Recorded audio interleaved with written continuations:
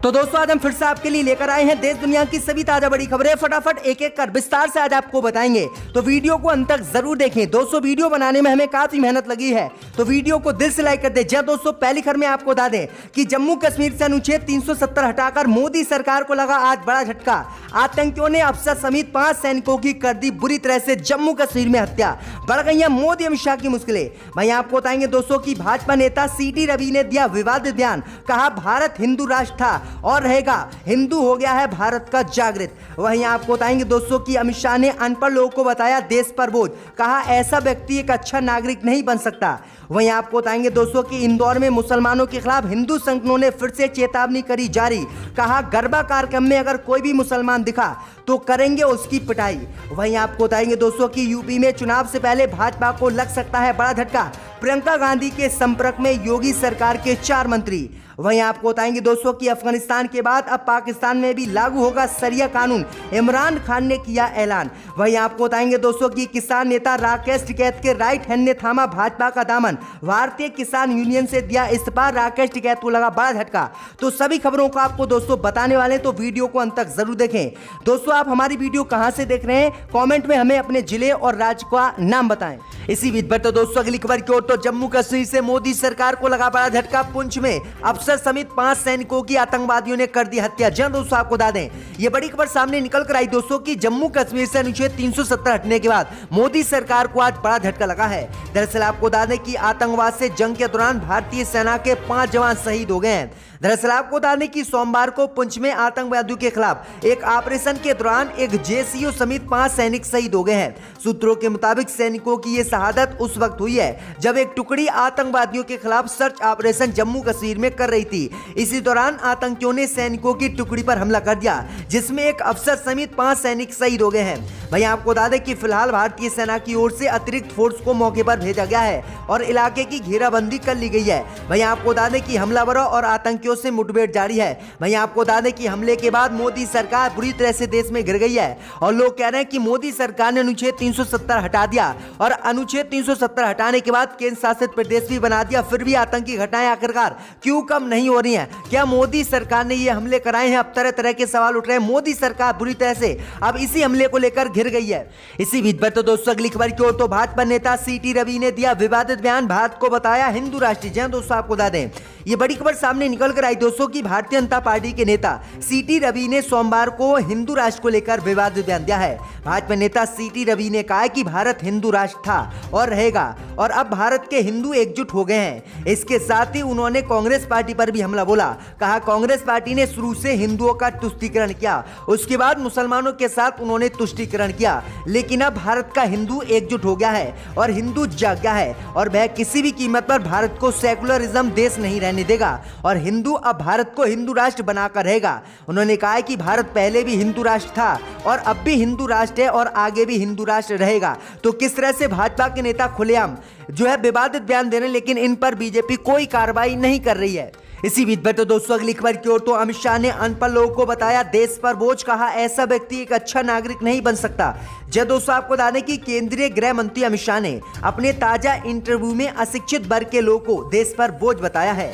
रविवार को दिए इंटरव्यू में अमित शाह ने कहा कि एक अनपढ़ व्यक्ति देश पर बोझ होता है, वो कभी एक अच्छा नागरिक नहीं बन सकता क्योंकि उसे अपने मौलिक अधिकारों तक की जानकारी नहीं होती है।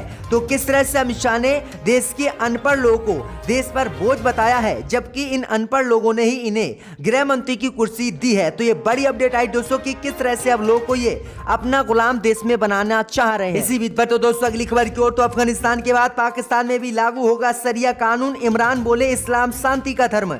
जब दोस्तों आपको बता दें कि अफगानिस्तान पर तालिबान के कब्जे के बाद तालिबान ने पूरे अफगानिस्तान में शरिया कानून लागू कर दिया। भैया आपको बता दें कि तालिबान के मुरीद बने बैठे पाकिस्तान के पीएम इमरान खान ने भी तालिबान के तरीके से पाकिस्तान में शरिया कानून लागू करने की वकालत कर दी है। इमरान खान ने कहा है कि हम भी तालिबान की तरह ही पाकिस्तान में शरिया कानून लागू करेंगे। इमरान खान ने रहमतुल्लाह अलैहिस्सलाम आलिमान अथॉरिटी के गठन की भी घोषणा इसी को लेकर कर दी है। इमरान ने इसका उद्देश्य भी बताया है।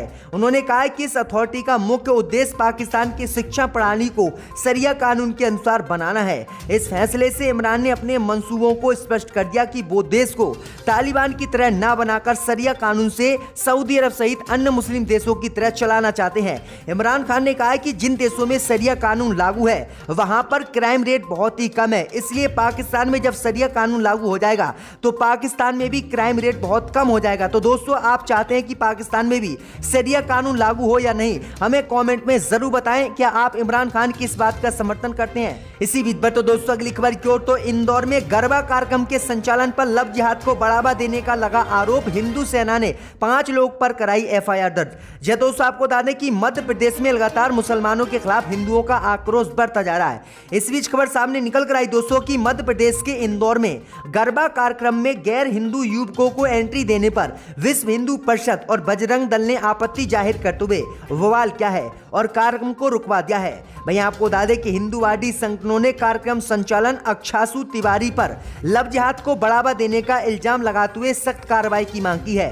हंगामे की सूचना के बाद मौके पर एएसपी, सीएसपी और कई थानों की पुलिस पहुंच गई, जिसके बाद जिसने ये गरबा कार्यक्रम आयोजित कराया था पंडित ने उस पर एफआईआर दर्ज की गई है और उसी के 5 लोग को गिरफ्तार कर लिया गया है। तो किस तरह से इंदौर सहित पूरे मध्य प्रदेश में मुसलमानों के खिलाफ जहर हिंदूवादी संगठन फैला रहे हैं। इससे पहले भी कई घटना ऐसी आई थी। एक मुस्लिम परिवार को बुरी तरह से वहां पर पीटा गया था और उसे गांव छोड़ने की भी चेतावनी दी गई थी। और इसके बाद अब गरबा कार्यक्रमों पर किस तरह से मुसलमानों के साथ तुष्टीकरण वहां के हिंदू संगठन कर रहे हैं। इसी बीच पर तो दोस्तों अगली खबर की ओर, तो यूपी में चुनाव से पहले भाजपा को लग सकता है बड़ा झटका। प्रियंका गांधी के संपर्क में योगी के 4 मंत्री। जो दोस्तों आपको बता दें कि उत्तर प्रदेश में विधानसभा चुनाव नजदीक आते ही देश के नेताओं का पाला बदलने का सिलसिला शुरू हो गया है। इसी कड़ी में उत्तराखंड की इसकी शुरुआत भी हो गई है। इस बीच खबर सामने निकल कर आई दोस्तों कि यूपी में विधानसभा चुनाव से पहले भाजपा को बड़ा झटका लग सकता है और यूपी चुनाव से पहले भाजपा में भगदड़ मची हुई है। दरअसल आपको बता दें कि कांग्रेस महासचिव प्रियंका गांधी वाड्रा के संपर्क में योगी सरकार के 4 मंत्री हैं। इसका दावा कांग्रेस पार्टी के बड़े नेताओं ने किया है। उन्होंने कहा कि वह जल्दी भाजपा पार्टी को छोड़कर कांग्रेस पार्टी में शामिल हो सकते हैं। वहीं आपको बता दें कि पार्टी के प्रदेश अध्यक्ष अजय कुमार लल्लू ने भी इसका खुलासा किया है। उन्होंने कहा कि अभी हम नाम नहीं बताएंगे कि वे नेता कौन है, लेकिन जल्दी उत्तर प्रदेश की योगी सरकार के 4 मंत्री प्रियंका गांधी के साथ कांग्रेस पार्टी की सदस्यता लेंगे और भाजपा को तगड़ा झटका देंगे। तो ये बड़ी अपडेट आई दोस्तों की भाजपा की मुश्किलें प्रियंका गांधी ने उत्तर प्रदेश में बढ़ा दी हैं। इसी बीच पर तो दोस्तों अगली खबर की ओर, तो राकेश टिकैत के राइट हैंड ने थामा भाजपा का हाथ, भारतीय किसान यूनियन से दिया इस्तीफा। जय दोस्तों आपको बता दें कि भारतीय किसान यूनियन और अन्य किसान संगठन लगातार केंद्र की मोदी सरकार के द्वारा लाए गए 3 कृषि कानूनों का विरोध कर रहे हैं। हालांकि अब भारतीय किसान यूनियन के नेता और प्रवक्ता राकेश टिकैत को एक बड़ा झटका लगता हुआ नजर आ रहा है। दरअसल आपको बता दें कि ऐसी खबरें आ रही है कि उनका दाहिना हाथ माने जाने वाले नेता अब भारतीय जनता पार्टी में शामिल हो गए हैं। प्राप्त जानकारी के मुताबिक खबर यह है कि राकेश टिकैत के दाहिना हाथ और किसान यूनियन के स्तंभ माने जाने वाले राजू अहलावत ने भाजपा का दामन थाम लिया है। पवन पंडित ने सोशल मीडिया पर इस खबर को शेयर करते हुए तंज भी कसा है। उन्होंने लिखा है कि अब इनके जाट और किसान होने के सारे सर्टिफिकेट किसी भी समय निरस्त हो सकते हैं। भाजपा के यूपी प्रदेश अध्यक्ष स्वतंत्र देव सिंह ने अहलावत को भाजपा की सदस्यता दिलाई है। आपको बता दें कि राकेश टिकैत शुरू से ही सरकार पर हमलावर रहे हैं। उन्होंने हमेशा से ही सरकार की नीतियों का विरोध किया है। तो वहीं दूसरी तरफ टिकैत किसान आंदोलन की अगुवाई करते हुए सरकार के किसानों के द्वारा लाए गए कानूनों को वापस लेने की मांग पर अड़े हुए हैं, लेकिन उनके ही राइट हैंड किस तरह से भाजपा में शामिल हो रहे हैं। तो ये बड़ी अपडेट आई दोस्तों की राकेश टिकैत के साथ ये बड़ी गद्दारी उनके ही राइट हैंड ने कर दी है। इसी बीच पर तो दोस्तों अगली खबर की ओर, तो भारत चीन संबंधों को लेकर भाजपा सांसद सुब्रमण्यम स्वामी ने मोदी सरकार पर उठाए सवाल। कहा जब कोई भारत की सीमा में आया ही नहीं तो बातचीत क्यों। जय दोस्तों आपको बता दें कि भारत चीन सीमा विवाद के चलते आए दिन तनाव की स्थिति बनी रहती है। चीनी सैनिकों की घुसपैठ की खबरें केंद्र की मोदी सरकार ने नकार दी हैं। केंद्र की मोदी सरकार ने कहा है कि चीन का कोई भी सैनिक भारत की सीमा में नहीं घुसा है। अब इसी को लेकर भारतीय जनता पार्टी के राज्यसभा सांसद सुब्रमण्यम स्वामी ने अपनी ही सरकार पर सवाल खड़े करते हुए कहा कि आखिरकार जब कोई आया ही नहीं है तो फिर चीन से मोदी सरकार बात क्यों कर रही है। क्योंकि आपको बता दें कि बीते दिनों 13वें राउंड की भारत और चीन के बीच बात हुई थी। चीन ने एलईसी से पीछे हटने से साफ इनकार कर दिया, जिसके बाद मोदी सरकार को चीन से झटका लगा। अब इसी खबर को शेयर करते हुए भाजपा के राज्यसभा सांसद सुब्रमण्यम स्वामी ने कहा है कि मोदी सरकार आखिरकार देश की जनता से झूठ क्यों बोल रही है। जब चीन के सैनिकों ने भारत की जमीन पर कब्जा किया है तो मोदी सरकार माने, अगर भारत की जमीन पर जब चीन के सैनिकों ने कब्जा नहीं किया है तो चीन से किस चीज के लिए मोदी सरकार बात कर रही है। क्योंकि राहुल गांधी सहित विपक्ष ने आरोप लगाया था कि लद्दाख की लगभग कई हजार हेक्टेयर जमीन पर चीन के सैनिकों ने कब्जा कर लिया है और मोदी सरकार इसे मानने के लिए तैयार नहीं है। इसी बीच पर तो दोस्तों अगली खबर की ओर तो भाजपा सांसद वरुण गांधी को मिला शिवसेना का साथ। लखीमपुर खीरी हिंसा को लेकर बुरी तरह से फंसी। जी दोस्तों, आपको बता दें कि किसान आंदोलन और लखीमपुर खीरी हिंसा को लेकर अपनी ही पार्टी के खिलाफ मोर्चा खोलने वाले बीजेपी नेता वरुण गांधी को अब शिवसेना का साथ मिल गया है। शिवसेना ने सोमवार को कहा कि वरुण के समर्थन की तारीफ करते हुए सभी किसान संगठनों को एक प्रस्ताव पारित करना चाहिए। शिवसेना ने अपने मुखपात्र सामना में वरुण गांधी की तारीफ करते हुए ये भी पूछा है कि इंदिरा गांधी के पोते का खून तो खौल उठा और उन्होंने अपना विचार व्यक्त कर दिया, लेकिन क्या दूसरे सांसदों के खून में बर्फ का ठंडा पानी बह रहा है जो इतनी किसानों की हत्या होने के बाद भी नहीं जो है उबल रहा है। तो ये बड़ा हमला जो है शिवसेना ने वरुण गांधी को लेकर भाजपा पर बोल दिया है। 2006 में कि एक